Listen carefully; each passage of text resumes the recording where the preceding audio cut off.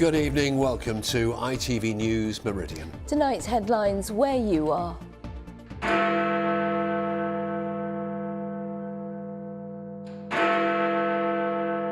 The 11th hour, the 11th day, the 11th month, we remember. The South falls silent to honour the fallen.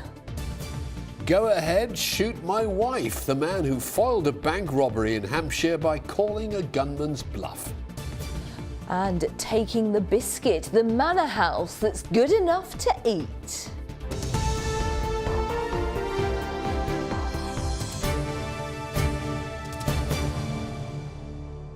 Good evening to you. 98 years since the end of the First World War, and the young joined the old in remembering the nation's war dead for Armistice Day. Across the South, schools, offices, factories and shopping centres fell silent, and services took place at cathedrals and cenotaphs. In Brighton, commemorations were held 530 feet over the city, as Rachel Hepworth reports. Tradition met innovation as veterans gathered for a memorial service in the I-360, the setting offering a unique perspective. Just standing here today at this height looking out on that horizon, a lot of guys went over there and never came back. I've lost a few friends.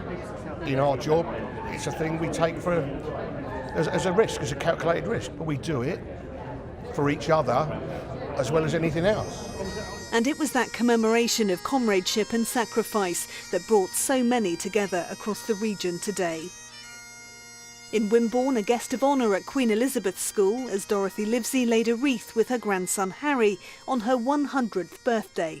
It's very special. I've never done anything like this before. When she was born, her brother Bill was serving on the Somme. She and the younger generation were thinking of him today. So important to value the people that we have got and remembering that their memories, they live on through us. I think it's really important to remember what happened, what people have been through, what people are still going through and what people will go through in the future as well. That there's some corner of a foreign field that is forever England. At the Queen Alexandra Hospital in Portsmouth, a candle was lit as patients and veterans joined members of the 270 military staff who work there. It's an emotional opportunity to remember those that gave of their lives, but also several people that have been severely disabled too. And at Winchester Cathedral, a traditional service of remembrance ahead of the 2-minute silence as the clock struck 11. We will remember.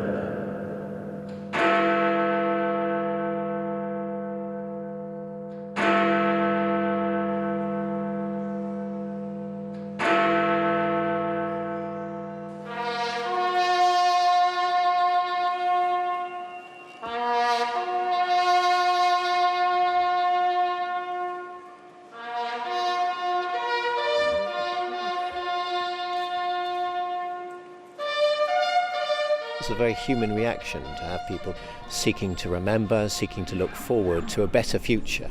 I think in these uncertain times it's really important to face the worst that can happen to humanity and to face it with the resources of faith and hope. Rachel Hepworth, ITV News in Winchester. And for images of Armistice Day services across the South, do go to our website itv.com/Meridian. Meanwhile, 2 men have been caught stealing poppy collection boxes from businesses across Sussex. It's believed one of the men stole collection boxes at the Pump House on Market Street in Brighton, a co-op store in Peacehaven and at a Royal Mail delivery office. The second man stole boxes from the Sussex pub and a card shop in Hove. The donations were intended for the Royal British Legion. The family of one of 2 young athletes who were killed while out running in Aldershot on Tuesday has paid tribute to her. Stacey Burrows, who was 16 and from Farnborough, died when she was struck by a car outside the Aldershot garrison. Stacey's family say she was the perfect daughter and sister, perfect in every possible way. 17-year-old Lucy Piggott also died. The driver, a 24-year-old serving soldier, was arrested on suspicion of drink driving and has been released on bail. 11 people, including 3 children, have been rescued after a fire broke out at a property in Gosport. Firefighters were called to the former White Swan pub on Fortin Road in Gosport at 3 a.m. The fire started in a shared indoor storage area. No one was seriously hurt and an investigation is now underway into the cause of the blaze. Police are looking for this man after a mobile phone was used to spy on a teenage girl at a swimming pool. She was changing at Splashdown at Tower Park when she saw the phone under her cubicle door. A bank customer in Hampshire who called a robber's bluff as he held a gun to his wife's head has been nominated for a bravery award. Yes, Tommy Jones and his wife Abby were in Lloyd's Bank in Liphook when they were confronted by robber Jonathan Pay.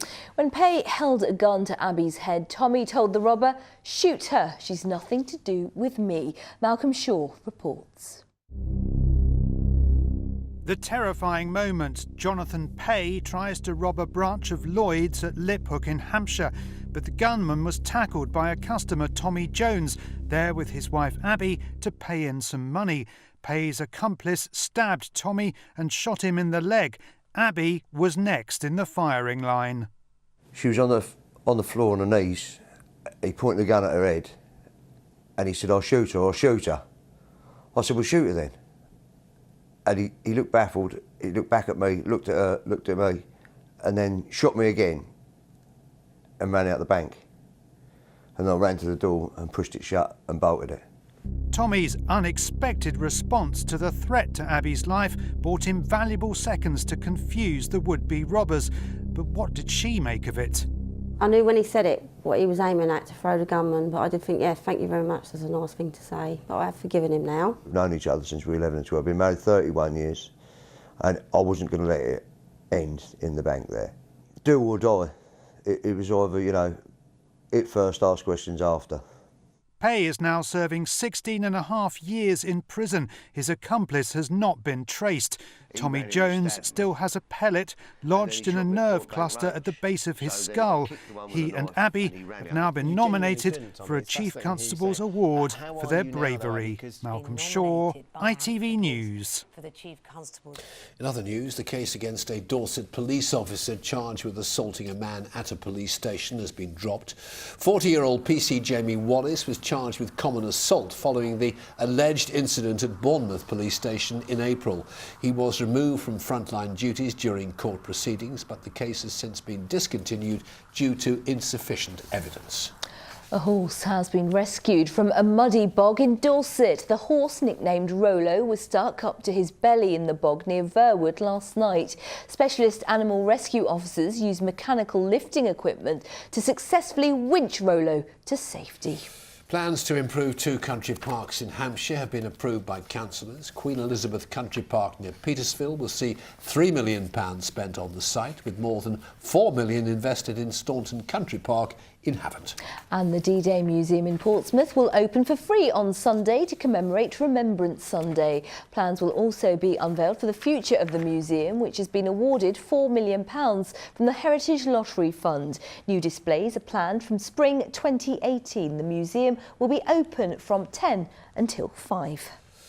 In sport, England's under-21 side beat their Italian counterparts at Southampton St Mary's Stadium last night. It was a Saints player who grabbed the late winner, Jack Stevens, smashing home a rebound, with teammates James Ward-Prowse and Nathan Redmond also representing their country.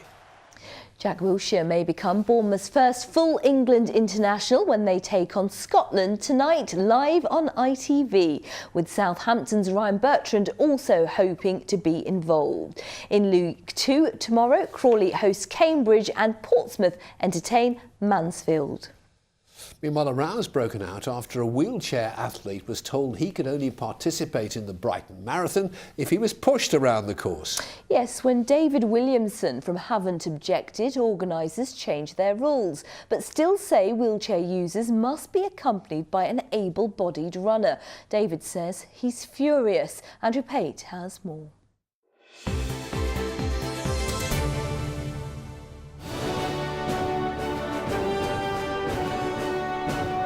Selco Builders Warehouse, proud sponsors of ITV Meridian Sports Report. He's taken part in 3 Great South runs and a marathon, as well as playing for the South Hants sitting volleyball team. But David Williamson from Havant was told wheelchair users had to be pushed around the Brighton Marathon course. His intervention has meant that's been relaxed, but he feels it's still not good enough. They've said that the babysitter can be moved back about 6 inches. So you're still not capable of going around the course. You still need to be looked after. It's a real way of making a wheelchair athlete feel very much like a small child. That, oh, we're going to be with you and we're going to look after you because you might get into trouble. But those behind the Brighton Marathon say with a field of over 10,000 runners and hundreds of thousands of spectators, everyone's safety is extremely important. The organisers of the Brighton Marathon have given me a lengthy response to David's concerns. They say they agree wholeheartedly that wheelchair users should be allowed to participate, but they say the high density of runners and the terrain and gradient of the course must be taken into consideration.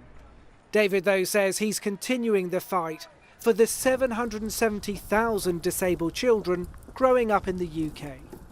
I think quite a few of those kids are going to have the heart and the guts to turn around and say, I'm not going to let this disability hold me back. I'm going to go out and I'm going to prove myself and I'm going to do a marathon. And then for someone like Brighton Marathon to say, actually, you might believe in yourself, but we don't believe in you. So we're going to say you need to be babysat through this thing. That's going to rip that feeling to pieces. The Grounded Events Company say they're not able to make further changes for next year because the infrastructure's already in place. But they will take David's comments on board for future events. Andrew Pate, ITV News, Havant. Two and a half thousand fireworks lit up the skies over the Solent last night. They were let off from the Gunwharf Quay shopping centre in Portsmouth. This was the view from the Isle of Wight. Money was raised for the Hampshire and Isle of Wight Air Ambulance. And how about this for a showstopper as a 19th century manor house has been remodelled in gingerbread. At 2 metres wide and 1 metre high, bakers known as biscuiteers spent a year planning and recreating Waddesdon Manor in Buckinghamshire. 240 eggs and more than 200 kilograms of icing were used, and the model even includes miniature porcelain plates and chandeliers. And Fred, doesn't it look absolutely yummy? Good enough to eat. Will the weather be the icing on the cake? Let's find out. Philippa Drew.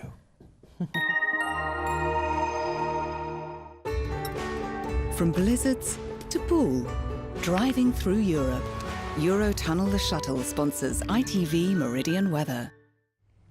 Hello there. Well, after a dry end to the working week, the weekend is looking to bring us splitting conditions, but it's going to be good news if you're heading to any Remembrance parades on Sunday. So we do have some rain on the way. That will come our way during tonight and into tomorrow. Slow to clear, but clear it will. And by Sunday, we're looking at drier conditions with easing winds. So we can see just what's going on. The rain currently out to the west here. That will work its way steadily eastwards as we go through tonight and into tomorrow.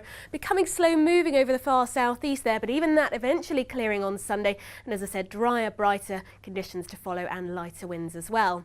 So for tonight, well, we start off on a rather cloudy note and eventually we see that rain moving in from the west, accompanied by strengthening southerly winds. With the cloud, the rain and the winds as well, temperatures won't be quite as low as last night. Lows tonight around 4 or 5 degrees. So tomorrow morning, a wet and fairly windy start, but the rain edging away eastwards all the while. The winds gradually easing down as we go through the afternoon, and hopefully by the end of the day, we'll start to see something drier and brighter coming in from the west. As I said, winds easing down as well, and temperatures a touch up on today's values. Highs around 11 or 12, and in the sunshine, feeling pleasant enough. Take care. Bye-bye. Eurotunnel the Shuttle sponsors ITV Meridian weather. And in just a moment, this Friday, we've got the ITV Evening News with Mark Austin and Natasha Kaplinski. A shorter show tonight because of the football, of course, England versus Scotland. But for now, from the team here at ITV Meridian, thank you very much indeed for watching. Enjoy your weekend. Take care. Happy weekend. Bye-bye.